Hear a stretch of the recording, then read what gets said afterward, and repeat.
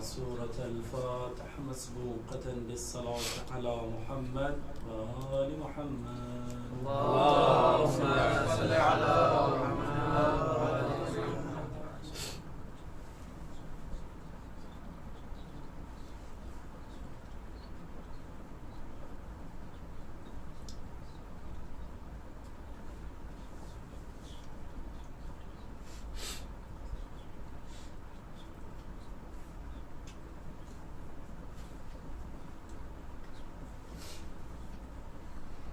أعوذ بالله من الشيطان اللعين الرجيم. بسم الله الرحمن الرحيم. الحمد لله رب العالمين. الصلاة والسلام على أشرف الأنبياء والمرسلين طه وياسين ورحمة للعالمين أبي القاسم محمد. اللهم صل على محمد وآل محمد. اللهم صل على من قال هذه الكلمات: يا مالك الملك، يا حازم الأحزاب، يا مفتح الأبواب، يا مسبب الأسباب، سبب لنا سببا لا نسط له طلبا، بحق لا إله إلا الله وبحق محمد رسول الله. اللهم صل على محمد وآل محمد. وعلى سيد المطهر وإمام المظفر وشجاع الغضنفر أبي شبير وشبر أبي الحسنين أمير المؤمنين علي بن أبي طالب. اللهم صل على محمد وآل محمد. وعلى أهل بيته الطيبين الطاهرين المعصومين المنتجبين، لا سيما على بقية الله الأعظم الحجة الثاني عشر المهدي المنتظر. اللهم صل على محمد وآل محمد. ولعنة الله على أعدائهم أجمعين من الآن إلى قيام يوم الدين، لا سيما جبت والتاغوت. أما بعد، فقد قال الله تبارك وتعالى في محكم كتابه المجيد وهو أصدق الصادقين: بسم الله الرحمن الرحيم، وما توفيقي إلا بالله. صلوات محمد وعلى محمد. اللهم صل على محمد وآل محمد. عزیزان گرامی، ایک اور صلوات پڑھ دیں امام زمانہ عجل اللہ تعالیٰ فرجہ الشریف کی.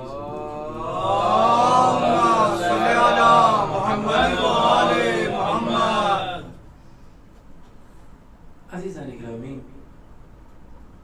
شہزادی سکینہ صلوات اللہ وسلام علیہا کا ذکر چل رہا اور اسی بابت میں داخل مجلس تو واقعاً وہ لوگ لائق تعریف ہے جنہوں نے آل محمد علیہ السلام کے مذاہب کو احیا کیا، ان کے امر کو عام کیا، اور یہ توفیق خدا داد ہے جس کی وجہ سے واقعی طور سے یہ تمام تر چیزیں وہ ہے کہ جس کی توفیق خدا نے دی ہے، تو انہوں نے اپنی تمام تر ذمہ داریوں میں اس گوشے کو پیدا کیا، نکالا، تاکہ خدمت اہل بیت علیہ السلام ہو سکے۔ توفیق کسے کہتے ہیں؟ کہا توفیق جو قصد ہے، جو ارادہ، جو مطلوب ہے، اس کام میں موافقت کا حاصل کرنے کا نام توفیق ہے۔ ہم اس امر میں موفق ہو گئے، یعنی ہمیں توفیق مل گئی۔ آیا ہر توفیق خدا کی جانب سے ہوتی ہے؟ یہاں ایک بحث ہے۔ ممکن ہے اردو ادب جاننے والے کہیں شاید توفیق صرف مختص ہے خدا کی ذات سے، لیکن کیا حقیقت وہ بہتر جانے۔ عربی میں باضابطہ توفیق کو دو حصوں میں تبدیل کیا جاتا ہے. کیوں؟ کہا جاتا ہے کہ توفیق کبھی خدا سے ہوتی ہے اور کبھی توفیق غیر خدا سے ہوتی ہے، یعنی شیطان سے ہوتی ہے. لیکن لفظ توفیق کا استعمال جب بھی ہوتا ہے تبادل ذہنی الہی توفیق کی طرف جاتا ہے، غیر کی توفیق تک نہیں جاتا. کا فرق کیا ہے دونوں میں؟ کہا اگر الہی توفیق ہے تو اس میں سب سے پہلا امر یہ ہوگا کہ وہ خوشنودی الہی کے لیے ہوگی. توفیق اگر الہی ہے تو اس میں خلوص ہوگا. توفیق اگر الہی ہے تو اس میں محبت ہوگی. توفیق اگر خدا کی طرف سے ہے تو زمانہ مخالف کیوں نہ ہو آپ اپنے مقصد میں کامیاب رہیں گے. اگر توفیق الہی ہے تو انسان غربت میں بھی رہ کر ایمان اتنا کامل ہوگا کہ واقعی طور سے کہ جب تک اس کے دہن سے جہاں سین اور شین کا فرق بھی کیوں نہ ہو، لیکن جب تک وہ اذان نہیں دے گا فجر نہیں ہوگی. اگر انسان واقعی طور سے دیکھے توفیق اگر ہے تو اگر کوئی وطن چھوڑ کر آیا اسلام کو حاصل کرنے کے لیے تو عرب و عجم کے تفرقے نے اسے دور بٹھا دیا ہو تو نبی قریب سے بیٹھنے والوں کو اٹھا کر کہیں گے تم نکل جاؤ، اور جب وہ جا کر عرب و عجم کا جھگڑا کریں گے تو نبی کہیں گے سلمان منا اہل البیت. کہا کیوں؟ کہا جب توفیق الہی مل جائے تو اختیار انسان اس عمل کو واقعی طور سے آخری مرحلے تک پہنچا دے تو پھر غربت مانے نہیں ہوتی ہے، نہ ہی کوئی اور چیز. زمانہ مخالف بھی ہو جائے تو اپنی بات پہنچ جاتی ہے، اور محبت انسان کے دلوں میں اللہ ڈال دیتا ہے. کیا زمانہ مخالف نہیں تھا انبیاء الہی کا موجود تھا، لیکن اس کے باوجود بھی انبیاء نے پیغام پہنچایا. کیوں؟ کہ توفیق الہی تھی. ایک صلوات پڑھے محمد علیہ محمد پر.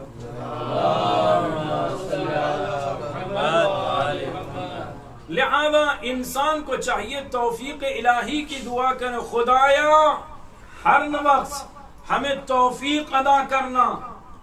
کہ صرف زبان سے لقلقہ، واقعی طور سے لقلقہ لسانی کے ذریعے سے توفیق کی دعا کریں، خدا توفیق مل جائے، خدا توفیق مل جائے. کیا واقعی توفیق مل جانے کے بعد انسان عمل میں موفق ہو جاتا ہے؟ کہا نہیں.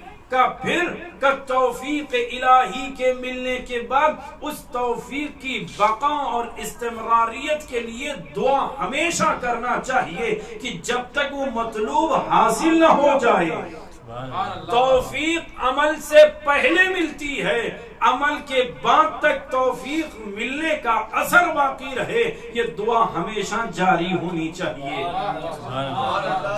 کہا یہ کیا مطلب؟ کہ توفیق کا سلسلہ ایسا ہے جو جاری رہنے والا ہے، اس میں استمراریت کی ضرورت ہے.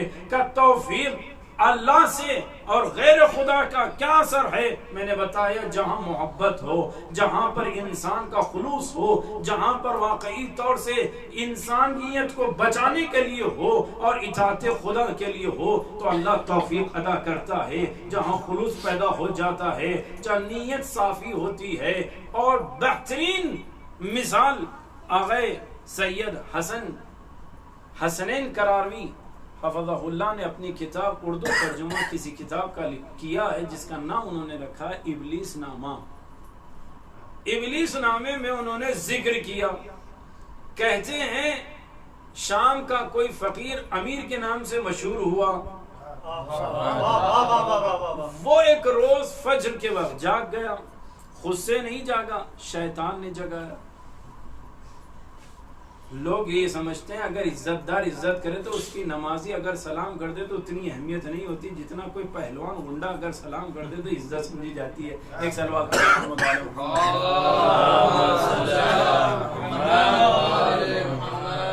ابلیس نے جگایا تو اس نے یہ سوچا ابلیس نے جگایا ہے، لہذا فوراً کہا ابلیس جہاں تو سب کو بہکانے جاتا ہے تو مجھے نماز کے لیے جگا رہا ہے. تو یہ اپنی فضیلت سمجھ رہا تھا. اچھا ہوا ابلیس نے واضح بھی کر دیا.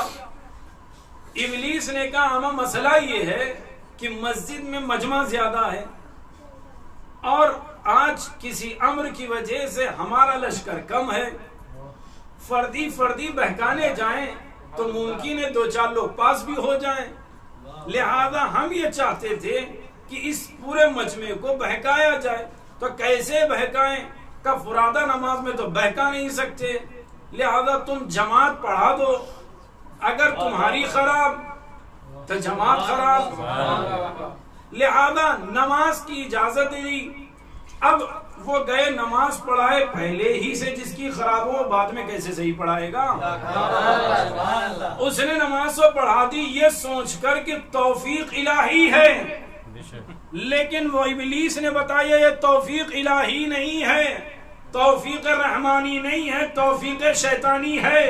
تو کسی عمل کا اچھا نظر آنا یہ توفیق الہی کی دلیل نہیں ہے جب تک اس کے نتیجے اور ہدف کو حاصل نہ کر لیا جائے. اسی سے پتا چلتا ہے کم از کم ابلیس ان منافقین سے بہتر تھا جو بزم نبی میں تھے. اس نے بتا دیا لشکر کم ہے اس لیے لے کر جا رہا ہوں. بعض وہ تھے جو ساتھ نبی کے بھی گئے, نبی کہہ رہے تھے لا تحزن ولا تخف, نہ ڈرو نہ رو نہ پریشان ہو, پھر بھی رو کر قریش کو آواز دے رہے تھے کہ کیوں کوئی مدد کو آ جائے. تو جو نبی کے ساتھ رہ کر غیروں کی طرف مائل ہو تو پھر وہ ابلیس سے بدتر ہے. ابلیس نے کم از کم اپنا موقف واضح تو رکھا. لہذا توفیق من اللہ ہونی چاہیے جس میں استمرار بھی ہو اور مقصد اور غایت حاصل ہونی چاہیے. اگر توفیق من الشیطان ہو تو ظاہراً نتیجے بہت اچھے دکھتے, ظاہراً عمل اچھا دکھتا ہے, نتیجے بڑے خراب ہو جاتے ہیں. لہذا انسان دعا کرے توفیق کی اور توفیق کے ساتھ استمراریت کی دعا کرے. کہ یہ توفیق ملتی کیسے ہے؟ تو علامہ جعفری نے شرح نہج البلاغہ میں بتایا کبھی کبھی خود انسان کی ذات اتنی اچھی ہوتی ہے, اعمال اچھے ہوتے ہیں, عبد صالح ہوتا ہے, نیت خالص ہوتی ہے, مخلص بندہ ہوتا ہے, جو اللہ سے لو لگائے ہوئے ہیں, دل میں نبی کی محبت ہے, زبان پہ ذکر علی ہے, تو اللہ ممکن ہے اس کی ذات کی بنیاد پر, عبدیت کی بنیاد پر توفیق ادا کر دے. کبھی ایسا, لیکن کبھی ایسا ہوتا ہے توفیق بندے کو ملتی ہے اس کی ذات کی وجہ سے نہیں, کہ پھر کہ اس کے ماں باپ کی وجہ سے اس کو وہ عمل دیا جاتا ہے, وہ عمل میں موفق ہو جاتا ہے. کیوں؟ ماں باپ کی دعاؤں کا نتیجہ بندے کے حق میں, بیٹے کے حق میں جب قبول ہوتا ہے تو وہ اس عمل میں موفق ہوتا ہے. علامہ جعفری کہتے ہیں کبھی ذات, کبھی ماں باپ, تو کبھی ایسا ہوتا ہے خاندانی نسلوں میں کوئی ایسا گزرا ہے جو مجبور تھا, اس نے ہاتھوں کو اٹھا کر دعا کی خدایا میں فلاں عمل میں مثلا زیارت حسین نہ کر سکا اپنی عاجزی کی بنیاد پر, مجبوری کی بنیاد پر, لیکن خدایا میری نسل میں کسی ایک کو بھی یقیناً ظاہر حسین بنانا. تو اس جد امجد کی اللہ نے دعا قبول کی تھی, اس کا نتیجہ تمہیں توفیق دی کہ تم آ جاؤ. یہ توفیق تمہاری ذاتی نہیں ہے بلکہ آباء و اجداد کی دعاؤں کا نتیجہ ہے. عزیزو, جب توفیق سمجھا, توفیق کے اسباب سمجھے, تو اب ایک جملہ آگے بڑھ کر کہہ دوں, توفیق ملی ماں باپ کی وجہ سے, اپنی وجہ سے, یا آباء و اجداد کی وجہ سے, لیکن جب توفیق مل جائے تو عمل کے استقرار پر باقی رہنا چاہیے, اسی کو ہمیشہ انجام دینا چاہیے. کہیں ایسا نہ ہو ابتدا میں خلوص تو تھا, انتہا میں اثر بدل گیا. کا کیسے؟ کا جیسے علامہ نے ذکر کیا ایک صاحب نماز شب کی فضیلت سن لی کہ پڑھو بڑا فائدہ ہے، چہرہ نورانی ہو جائے گا، ملائکہ پوری دعائیں قبول کرا دیں گے، کوئی باب اجابت تک ٹکرانے میں کوئی رکاوٹ نہیں ہوگی، کوئی چیز حائل نہیں ہوگی، لہذا نماز شب کے لیے اندھیرے میں چلے گئے۔ بارش کا زمانہ تھا، مسجد میں گئے، کونے میں خلوص، یہ سوچے کہ اندھیرے میں کونے میں رہوں گا، خلوص و تواضع زیادہ رہے گا۔ ابھی نماز شروع نہ کی، کسی کی آہٹ محسوس ہوئی تو یہ سوچا کہ کوئی اور آیا ہے، اگر اسے پتا چل جائے گی میں رات میں نماز شب کے لیے آتا ہوں تو محلے میں چرچا ہوگا۔ اب جہاں نماز کی قرات مخفی تھی، ہلکے سے آواز سے تھی، اب بلند آواز سے ہو گئی، اعوذ باللہ من الشیطان اللعین الرجیم۔ اب آہٹ کے ساتھ وہ آدمی کو سوچا کہ وہ آنے والا آ گیا، وہ اپنی عبادت میں مشغول ہے، یہ عبادت کرتا گیا، نماز شب ختم ہو گئی، پھر نماز حاجتیں پڑھنے لگا، فلاں قضا نمازیں پڑھنے لگا، یہاں تک کہ سورج نکلنے کی نوبت آئی، فجر کی نماز ادا ہوئی۔ جب شعاعیں شمس پھیل گئی زمین پر، جب روشنی مسجد کے کھڑکی کے ذریعے سے، تاقچوں کے ذریعے سے ہوتے ہوئے مسجد میں داخل ہوئی تو کیا دیکھا؟ ایک نجیس العین جانور بیٹھا ہوا ہے۔ اب اس نے کہا بھائی میں تو سمجھ رہا تھا کوئی آیا ہے جو میرے عمل کی گواہی دے گا، تو پتا چلا جب خدا سے انسان لو لگانا چھوڑ دیتا ہے، اپنے عمل میں ریاکاری لاتا ہے، تو وہ پھر عمل خدا کا نہیں ہوتا ہے، نجوس العین جانور کا ہوتا ہے۔ لہذا توفیق کی دعا کریں، نیت خالصہ ہو۔ اب پوچھا گیا کہ واقعی طور سے عذاب دیا جاتا ہے کہ آخرت کا عذاب اور ہے، دنیا کا عذاب اور ہے؟ کہ دنیا کے عذاب میں کیا ہوتا ہے کہ جیسے عمل ہوتا ہے ویسے عذاب دیا جاتا ہے، کہ جیسے کربلا میں ظلم کرنے والوں کے چہرے بدل گئے، جس نے پیغام غدیر چھپایا اس نے اپنے سر سے ہر کپڑا ڈال لیا لیکن مرض نہ چھپا۔ دنیا میں عذاب دیا جاتا ہے لیکن عزیزو کبھی کبھی عذاب کی کیفیت بدل دی جاتی ہے۔ کہا کیوں؟ کہا جب نسبت مقدس ہوتی ہے تو عذاب کی کیفیت بدل دی جاتی ہے۔ کہا کیوں؟ کہا اس لیے کہ نسبت کی وجہ سے۔ کہا کوئی دلیل؟ کہا ہاں دلیل یہ ہے، یعقوب نبی تھے، کنعان میں نبوت کا نعرہ لگ رہا تھا، یوسف صدیق کے والد تھے، بڑی شہرت تھی، لیکن بھائیوں نے یوسف صدیق کو کنویں میں ڈال دیا۔ باپ نے کہا توبہ کر لو، حق بتا دو، توبہ نہ کی۔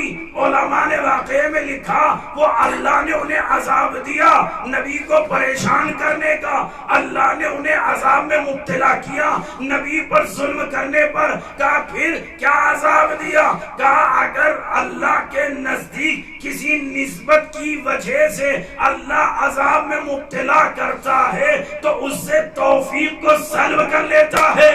سبحان اللہ۔ اولاد یعقوب نبی سے اللہ نے نسبت یعقوب کی بنیاد پر ظاہری عذاب تو نہ دیا لیکن توبہ کی توفیق کو سلب کر لیا۔ تو پتا چلا جب توفیقات سلب ہو جاتے ہیں ہم کسی نہ کسی عذاب میں مبتلا ہو جاتے ہیں۔ سبحان اللہ۔ لہذا دعا کرو خدایا ہر لمحے توفیق میں موفق رکھنا، عمل میں موفق رکھنا، توفیق ادا کرنا۔ اب لوگوں نے خدا توفیق کو دینے والا ہے، اس کے ذریعے سے دنیا میں ہر چیز ہونے والی ہے۔ اب لوگ توفیق کو چھوڑ کر، نتائج کو چھوڑ کر، اس کے عمل پر آنے والے ثمرات کو چھوڑ کر کسی اور طرف متوجہ ہو جاتے ہیں۔ اللہ نے عزت دی یہ کہہ کر کہ عزت ہم دینے والے ہیں، رزق ہم دینے والے ہیں، ہر چیز ہمارے پاس ہے، ان اللہ علی کل شیء قدیر۔ لیکن یہ انسان، بڑا جملہ غور سے سنیے گا، یہ سوچ لیا دنیا میں آ کر کہ ہم کل مختار ہیں، جیسے چاہو جس پر جیسا چاہے تصرف کر لیں، تو قرآن نے کہا بسم اللہ الرحمن الرحیم یا ایھا الناس انتم الفقراء الی اللہ، اے لوگو تم اللہ کے سامنے محتاج ہو، فقیر ہو، اپنے آپ کو کل مختار نہ سمجھنا بلکہ اسے مختار سمجھنا جس کو ہم نے مختار بنایا، جس کو ہم نے قدرت دی وہ مختار ہے۔ لیکن لوگوں نے کیا کیا؟ امام سے آ کر کہنے لگے، حدیث شیعہ میں مرزا علی اکبر مشکنی رحمۃ اللہ لکھتے ہیں کہ امام کے پاس آ کر کہتا مولا کچھ نصیحت کریں۔ نصیحت کے 2-4 جملے سنے، 10 نصیحتیں امام نے کی، بس 2 سے 3 نصیحتیں کر رہا ہوں جو امام کی نقل کر رہا ہوں۔ آگے کہتا مولا نصیحت فرمائیے، تو امام نے کہا یہ سن، عزت کے لیے کبھی ادھر ادھر نہ دوڑنا، جب تک وہ عزت دینے والا ہے کوئی عزت چھیننے والا نہیں ہو سکتا۔ اگرچہ کہ امام کا قول نہیں ہے، بس شاہد مثال کے طور پر کہہ رہا ہوں، بلال کا کالا رنگ کوئی حائل کرنا چاہا لیکن اللہ نے دنیا میں کالا باقی رکھا، صبح صادق کی روشنی کو آنے نہ دیا۔ جہاں سلمان کو لا کر رکھا، اللہ نے کہا جب تک سلمان رہیں گے خندق کا ذکر ہوگا، مشورہ سلمان کا ہوگا، نبی کو عمل کرنا ہوگا۔ جہاں جس کو معیار بنایا اللہ نے واضح کر دیا۔ اب جب یہ بات واضح ہو گئی تو اللہ نے انسان کو محتاج بنایا اور کہا دیکھو تم دعا کرنا اور اسباب کو ہم سے تلاش کرنا۔ اب اللہ کے حبیب کے جانشین نے کیا کہا؟ عزت اللہ کے لیے ہے تو ہمیں کسی اور کے سامنے عزت کے لیے پریشان نہیں ہونا چاہیے بلکہ اس کی اطاعت کرو، آل محمد سے محبت کرو، اسی میں دنیا میں بھی عزت ہے، آخرت میں بھی عزت ہے۔ ارے جہاں حکومت کے لالچی افراد جو دولت پر ٹکڑوں پر بکنے والے امام صادق کو نعوذ باللہ استغفر اللہ خاتم بدہن یہ سوچ رہے تھے جب فرزند زہرا آئے گا تو ہم نہ احترام میں کھڑے ہوں گے، نہ پردہ اٹھائیں گے، نہ ہی کوئی اندر قیام کریں گے، جیسے آئیں گے سب بیٹھے رہیں گے تاکہ وہ بھی بیٹھ جائے۔ یہ سوچ رہے تھے ہمارے قیام میں انہوں نے عزت دی ہے، ہمارے قیام سے ان کی عزت ہے۔ لیکن روایت میں علامہ سبت جوزی نے لکھا جب فاطمہ کا بیٹا قدم بڑھاتا گیا ہوا کے دوش تیز ہوتے گئے اور اتنی تیزی سے ہوا آگے بڑھی، ادھر امام نے قدم رکھا، زمین پر بیٹھا ہوا انسان زمین نے اچھال دیا، سیدھے کھڑے ہو گیا۔ امام آگے بڑھے، ہواؤں نے پردہ اٹھایا، جہاں پر بادشاہ کو بٹھا کر رکھا تھا جب امام پہنچے ہیں تو امام کے قدموں پر گر گیا۔ تو پتا چلا جب دنیا والے بے عزت کے لیے تیار تھے اللہ نے بادشاہ کو قدموں میں گرا کر بتایا عزت ہم دینے والے ہیں۔ ایک صلوات پڑھیں محمد وعلی محمد پر۔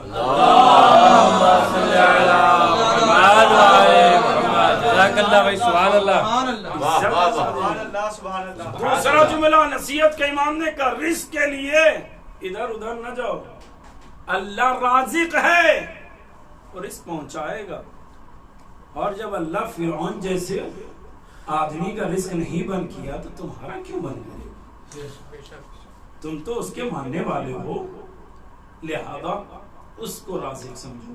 خیر اپنے موضوع کی طرف آ جاؤ۔ توفیق کے لیے اللہ نے کہا دعا کرو، ہم تمہیں توفیق دیں گے۔ کس بنیاد پر دیں گے؟ ماں باپ کی بنیاد پر، آبا و اجداد کی بنیاد پر، یا تمہاری ذات کی بنیاد پر۔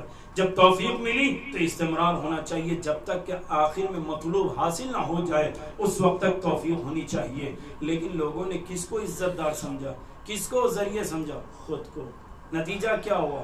یہ کہنے لگے بیٹی باعث ننگوار ہے، اور عرب نے کیا کیا؟ زندہ دفن کرنا شروع کر دیا۔ آقا جعفر سبحانی حفظہ اللہ نے، جس کا ترجمہ قرآن میں ان کی کتاب کا قرآن دائمی منشور میں نقل ہے، کہتے ہیں کہ آقا بیان فرماتے ہیں کہ ابو ایوب انصاری موجود نبی کے پاس نقل کرتے آئے۔ کہا کیا بات؟ کہا ایک ماحول یہاں بنا ہوا ہے۔ کہا کون سا؟ کہا اللہ جس کو لڑکی دیتا ہے وہ زندہ لے جا کر دفنا دیتا ہے۔ اگر پہلے ہی کسی آثار سے پتہ چل جائے تو شکم ماں کو مقتل بنا دیتا ہے. کہ پھر نبی نے واضح نصیحت کی. سب کچھ کرنے کے بعد ایک آدمی ایسا وہ ایوب انصاری کو مل گیا جو یہ کہہ رہا تھا میں نے ابھی تک 7 بچوں کو دفنا چکا لڑکیوں. تو اب وہ ایوب انصاری نے کہا کبھی تیرے دل میں رحم پیدا نہ ہوا؟ تو فوراً وہ کہتا ہے کہ میں نے کئی لڑکیوں کو دفنایا لیکن ایک لڑکی کو جب دفنایا بڑا رحم آ رہا تھا. کہا کون سی؟ کہا جب ایک مرتبہ میرے یہاں گھر میں ولادت ہونے والی تھی، میں سفر پہ جا رہا تھا، میں نے خانم سے زوجہ سے کہہ دیا تھا کہ اگر لڑکی ہو تو قتل کر دینا، لڑکا ہو تو باقی رکھے. کہا ٹھیک. وہ سفر پہ گئے.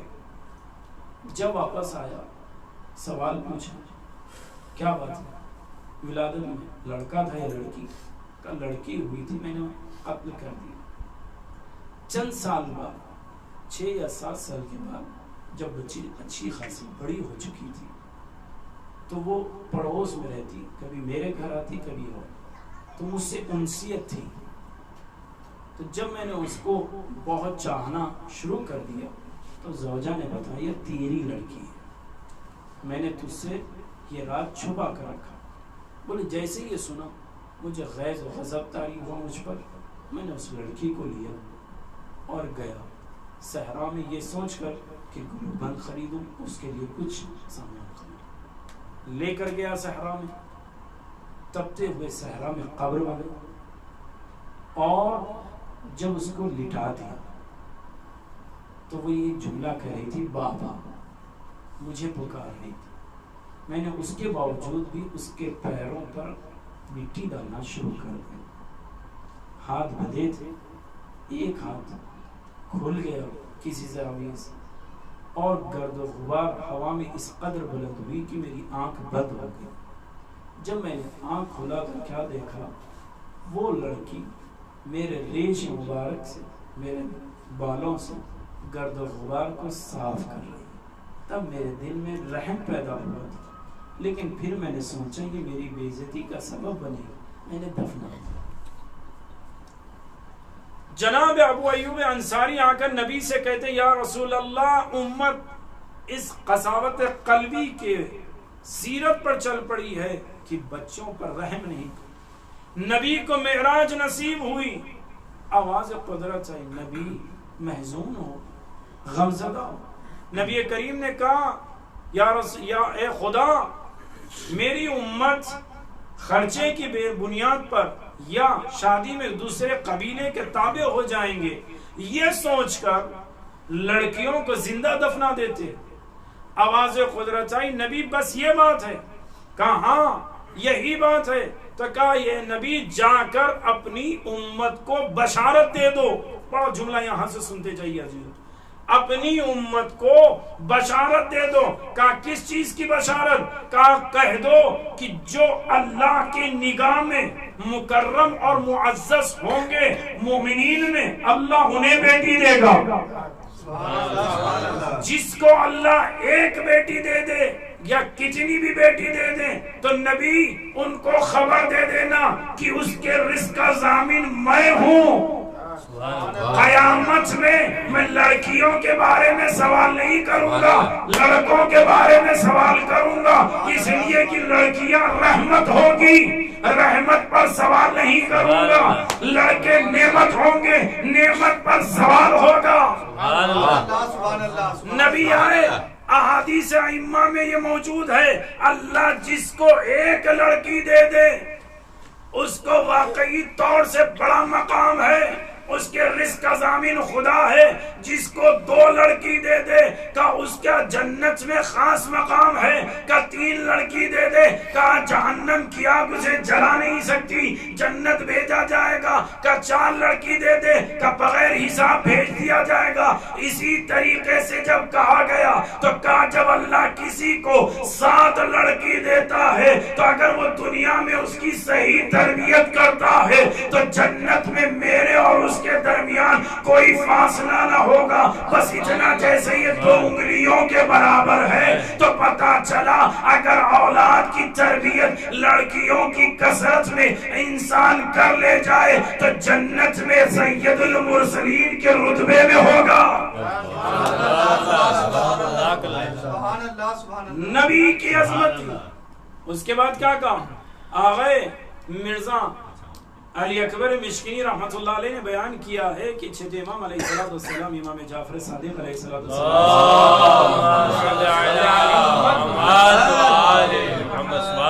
کیا کہا؟ امام نے کہا، کسی نے آ کر پوچھا مولا جب اللہ مثلا کسی حیوان کے ذریعے، عقائد میں مستقل یہ بحث ہے، شرح تجرید اٹھا کر دیکھیں، اگر حیوان کے ذریعے سے، وحشی حیوان کے ذریعے سے یا حادثاتی موت میں جب کوئی اثر آتا ہے تو اس کے عوض اللہ کوئی نہ کوئی چیز اجر میں دیتا ہے۔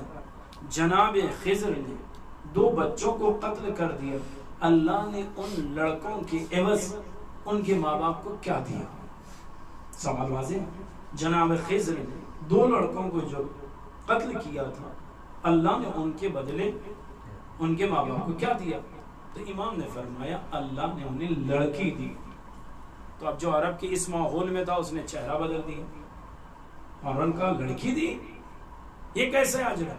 کہا اس لڑکی سے 70 انبیاء بنی اسرائیل آئے اور اللہ نے اسے مکرم جانا۔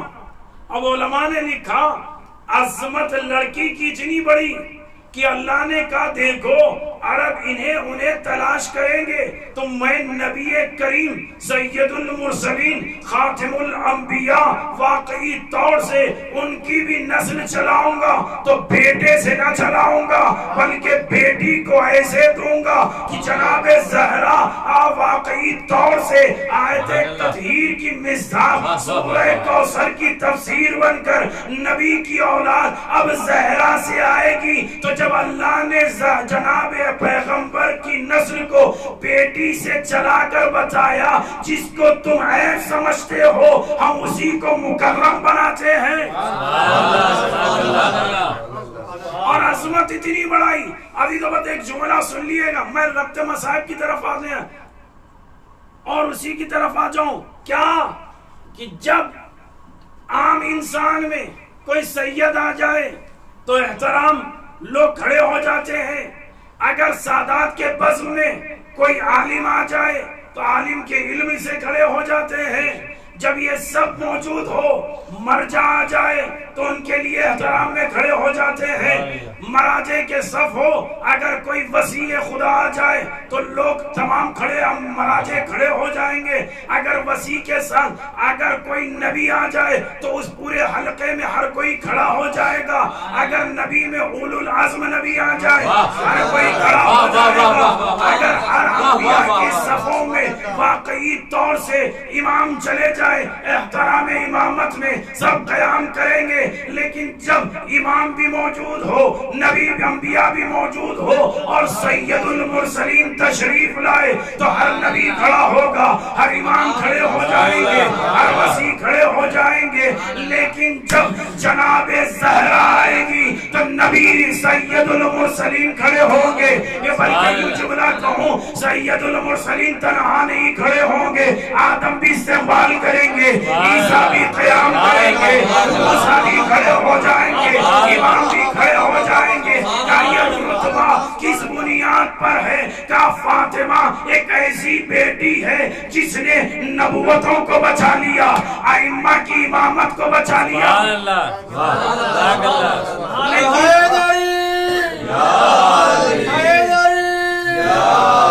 محمد وآل محمد صلوات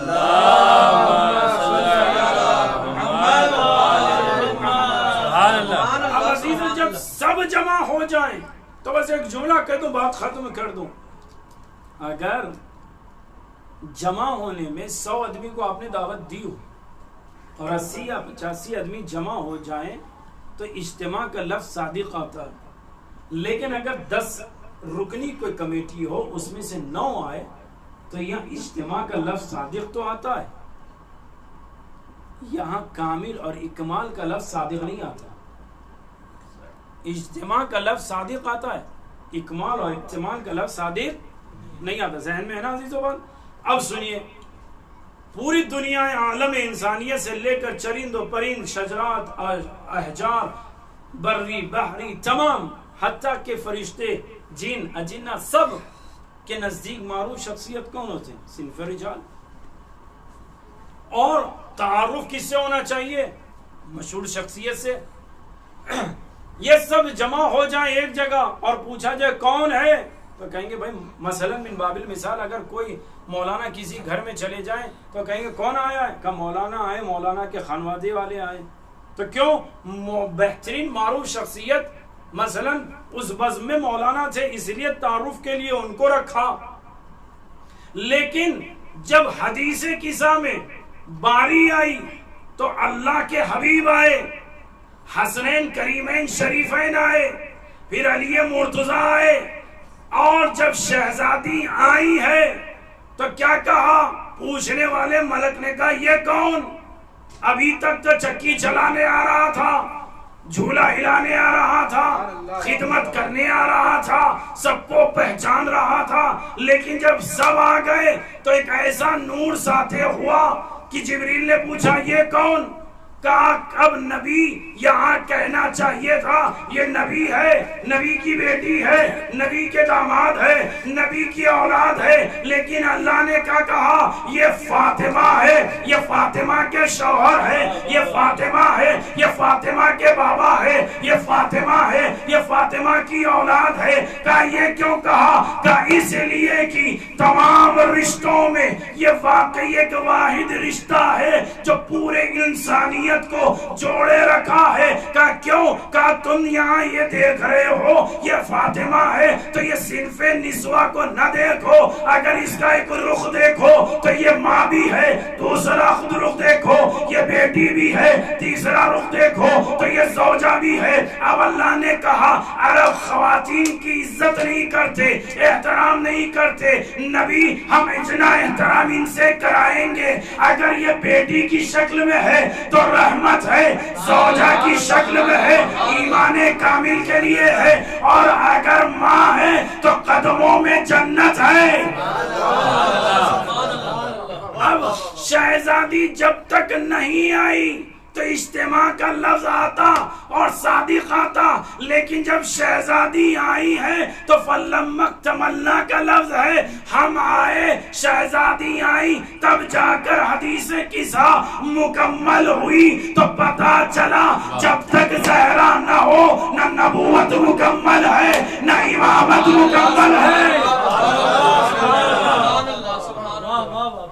اسی لیے خطیب اعظم، خطیب اکبر کا جملہ ہے فاطمہ ایک ایسی بیٹی ہے، ایک ایسی زوجہ ہے، ایک ایسی ماں ہے جس کے لیے کوئی تصور میں نہیں لا سکتا. کہ کیوں؟ کہ اس لیے کہ اولاد سید شباب اہل الجنہ ہے، ان کی جنت فاطمہ کے قدموں میں ہے. جہاں شوہر کل ایمان ہے اس کے لیے فاطمہ تکمیل ایمان کا ذریعہ ہے. جہاں ماں باپ رحمت للعالمین ہے اس کے لیے رحمت فاطمہ ہے. تو جہاں بیٹی اور فاطمہ کی عظمت کو سمجھا، جس طریقے سے نبی کریم کے لیے عزیز جناب زہرا، اسی طریقے سے عزیز جناب سکینہ. جیسے نبی کے لیے جناب زہرا عزیز، ویسے سید الشہداء کے لیے جناب سکینہ عزیز. آپ نے دیکھا نبی جنگ پر جاتے تو سب سے آخر میں جناب زہرا سے جدا ہوتے، جب جنگ سے واپس آتے سب سے پہلے زہرا کے پاس جاتے. کہ حسین جب بھی جاتے تو اپنی بیٹی سکینہ سے محبت کرتے. جب کسی نے پوچھا سکینہ سے کتنی محبت کرتے ہیں تو خود سید الشہداء نے فرمایا، جو شعر امام سے منسوب ہے، امام کہتے ہیں میں وہ گھر کو پسند کرتا ہوں جس میں سکینہ اور ربا ہو. کبھی کسی دعوت میں جناب رباب اور جناب سکینہ چلی جاتی تو اس وقت سید الشہداء انتظار کرتے. اگر تاخیر ہو جاتی آنے میں روایت کے جملے ہیں، علامہ یزدی نے لکھا، کہتے ہیں سید الشہداء صحن میں ٹہلنا شروع کر دیتے، کتنی تاخیر ہو گئی، سکینہ واپس نہ آئی، بی بی سکینہ واپس نہ آئی، کتنا چاہتے۔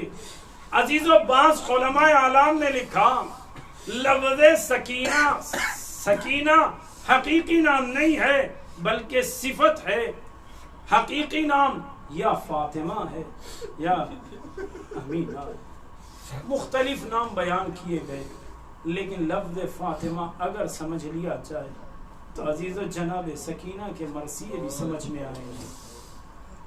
جو توفیق اللہ نے دی کہ بیٹی کے ذریعے سے تقرب الہی حاصل کر لو، آج واقعی طور سے کبھی اور آپ اور ہم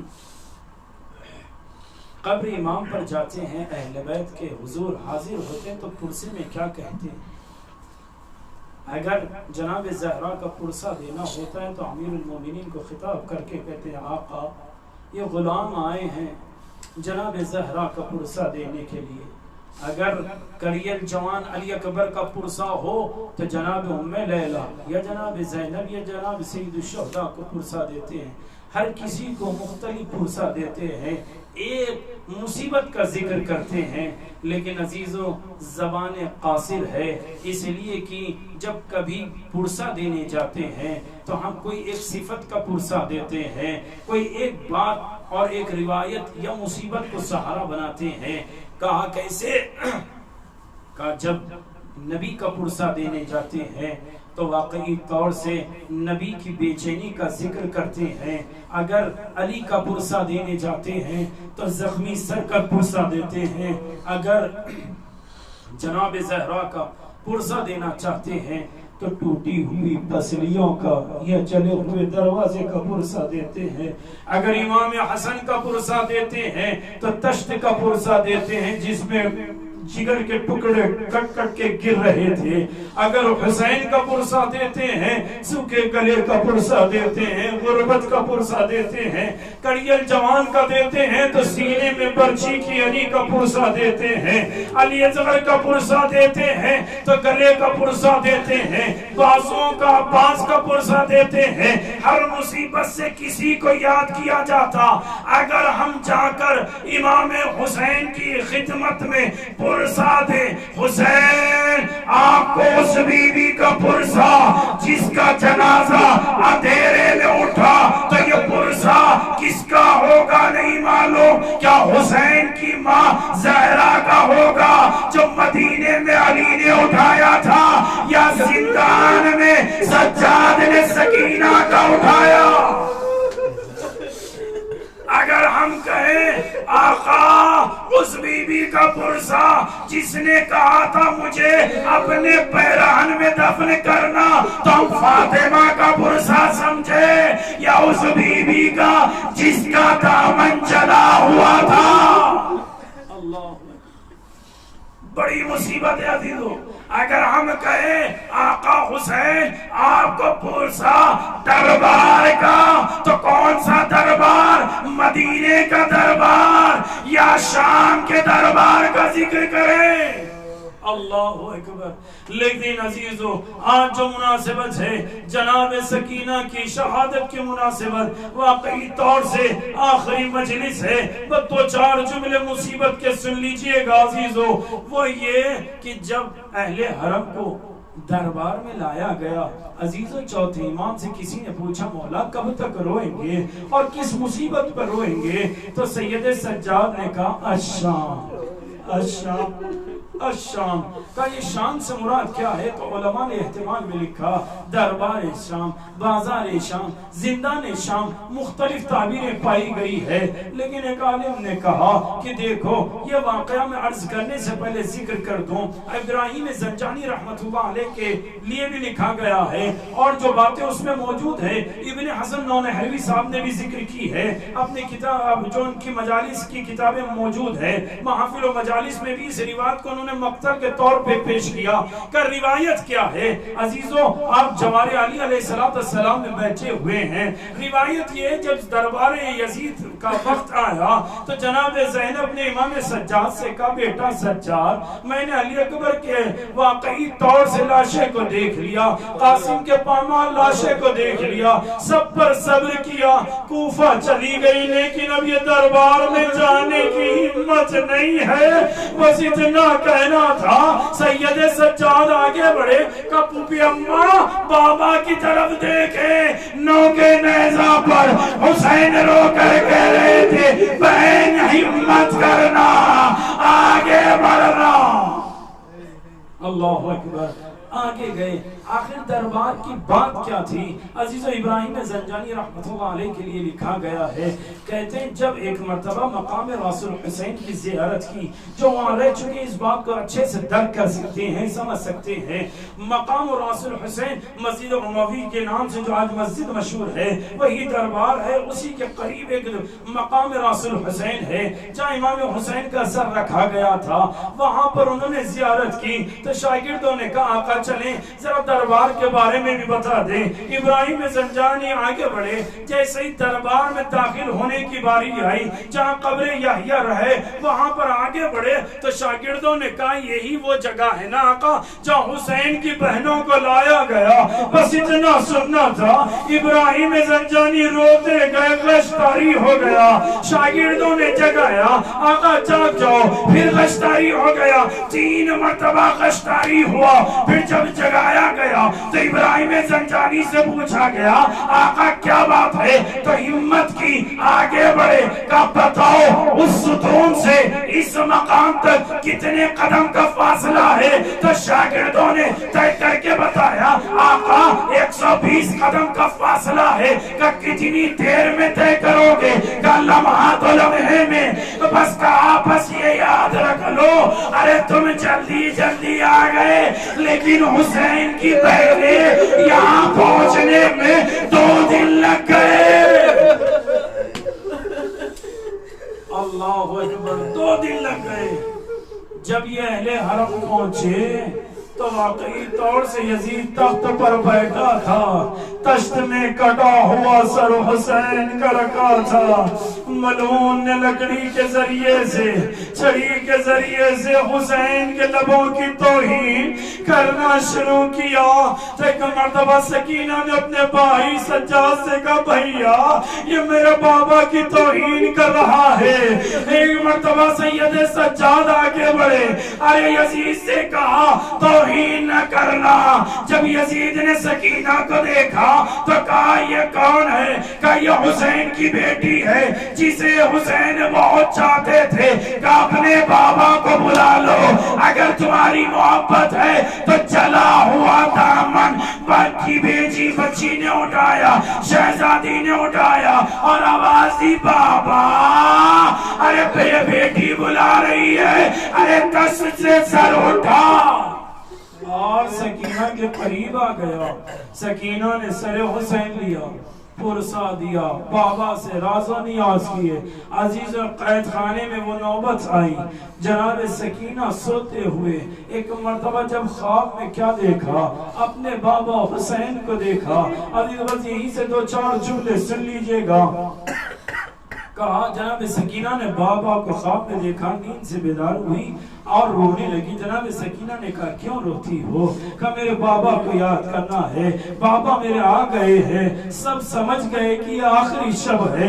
ایک مرتبہ ہر بی بی رونے لگی، سکینہ تم ہمیں تنہا چھوڑے جا رہے ہو۔ بھائی نے تسلی دی، بہن کو سمجھانا چاہا۔ جب سب گریے کی آوازیں بلند ہو گئی، یزید نے کہا یہ کون رو رہا ہے؟ یہ کیوں رو رہے ہیں؟ کہا یہ اہل حرم ہے، ارے یہ سر امام حسین کو یاد کر کے رو رہے ہیں کہ حسین کا سر دے دو۔ ابھی تو بس یہاں سے جملے سنیے گا۔ ادھر سے تشت میں رکھا ہوا یزید نے امام حسین کا سر بھیجا اور اوپر ایک کپڑے سے ڈھپا ہوا سر اقدس آیا ہے. جب زندان میں لایا گیا ہر کوئی یہ سمجھ رہا تھا شاید کوئی پیغام ہے، لیکن جیسے ہی کپڑے کو ہٹایا کٹا ہوا سر دیکھا. سید سجاد نے اپنے بابا کے سر کو سینے سے لگایا کہ بابا آ گئے، بابا سکینہ یاد کر رہی ہے. بابا جناب سکینہ کو لیا، جیسے ہی سر کو لیا سکینہ نے اپنے چھوٹے چھوٹے ہاتھوں سے اپنے بابا کے سر کو تھاما. علامہ کہتے ہیں بیٹی نے باپ کے چہرے پر ہاتھ پھیرنا شروع کیا، ارے غرد و غبار کو صاف کیا اور ایک جملہ پڑھا. مرثیہ پڑھنے لگی، یا ابتھے من الذی بقیا باتکا نرجو ہو. اے بابا آج کے بعد کون ہمارا تھا جس کی طرف رجوع کرتے؟ یا ابتھے من الذی لیلیتیم حتی یکبر. اے بابا کون ہے جو یتیموں کو پالتا ہوا بڑا کر دے؟ من الذی ایتمنی علی صغر سنی. اے مارے بابا وہ کون ہے میرے کم سینی میں اس نے مجھے یتیم کر دیا؟ ارے ابھی تک اپنا مرثیہ پڑھا. شاید حسین کی آنکھیں کھلی تھی جب مرثیہ سنا، حسین نے آنکھیں بند کیا ہوگا. اب سکینہ نے مرثیہ پڑھا، یا ابتھے من الذی قطع وریدکا. اے بابا وہ کون ہے جس نے آنکھ کی رگوں کو کاٹ دیا؟ یا ابتھا من الذی خففکا بدمائک. اے بابا وہ کون ہے جس نے آپ کی ارے لہو کو خون کے ذریعے سے تاریخ میں خضاب کر دی؟ اللہ اکبر. مرثیہ پڑھو عزیزو، بس آخری جملہ. مرثیہ پڑھا، اپنے بابا کو لیا، سینے پر سر رکھا، بی بی لیٹ گئی. کچھ لمحوں کے بعد رونے کی آواز ختم ہو گئی. عزیزو جملہ سن سکتے ہو تو سننا. جملہ یہ ہے شام غریبہ میں اور شام زندان میں بس فرق اتنا ہے، شام غریبہ میں باپ کا سر نہ تھا، پامال سینے پر بیٹی نے سر کو رکھا تھا. اسے شام غریبہ کہتے ہیں. اور شام شب زندان اور یہ تاریخی زندان اسے کہتے ہیں جہاں پر باپ نے بیٹی کے سینے پر سر رکھا لیکن جسد موجود نہ تھا. اللہ اکبر. شہزادی کی رونے کی آوازیں ختم ہوئی. امام سجاد سے کہا بیٹا سجاد ذرا سا دیکھو میری سکینہ کو کیا ہوا. امام نے ہاتھ اٹھائے اور تھام کر کہا انا للہ وَإِنَّا إِلَيْهِ رَاجِعُونَ. اے بھوبی اماں میری بہن اس دنیا کو الوداع کہہ چکی ہے، بس اتنا تھا. ارے عزیز کلام نے روایت سن لی نا، غسالہ آئی ہے. پھر کیا ہوا آپ نے سنا ہے نا. عزیز بس ایک جملہ سن لو، اس کے بعد میرے مصائب کو ختم کر دیا. کیسے سنو گے؟ عزیز قبر کو کھولا گیا. ارے اس کے بعد امام سجاد آگے بڑھے. ارے امام کیا مرثیہ پڑھتے، زنجیریں مرثیہ پڑھنے لگی. ارے مدینے میں جب علی نے فاطمہ کو اٹھایا قبر میں نبی کے ہاتھ آئے، لیکن زندان میں حسین کے ہاتھ بلند. میری بیٹی کو دے دو. سجاد نے بیٹی کو دیا، بس فرق اتنا تھا وہاں علی کے ہاتھ کھلے ہوئے تھے، یہاں سجاد کے ہاتھوں میں ہاتھ کڑی تھی. اور مرثیہ یہ تھا اے بہن اپنے بھائی انا للہ و انا الیہ راجعون.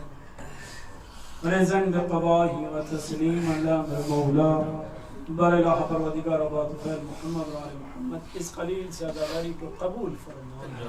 خدایا تجھے واسطہ آل محمد کا امام وقت کے ظہور میں تاچیل فرما، ان کے لشکر میں ہم سب کو شمار فرما.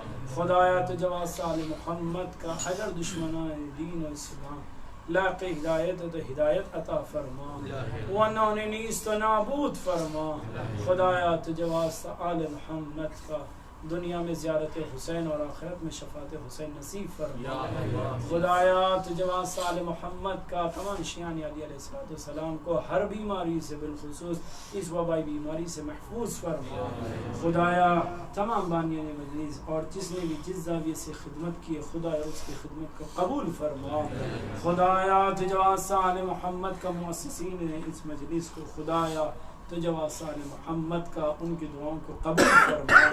خدایا تمام مومنین کو اور تمام مؤسسین کو خدایا بحق امام علی علیہ السلام تمام آفات ارضی و سماوی سے محفوظ فرما. خدایا تمام مرحومین کا رحمہ گناہ کبیرہ و صغیرہ کی مغفرت فرما. خدایا تجھے واسطہ آل محمد کا جنت البقیع پر سایہ عنایت فرما. اگر دشمنان اہل بیت لائق ہدایت تو ہدایت عطا فرما، ورنہ نیست نابود فرما. ربنا تقبل منا انک انت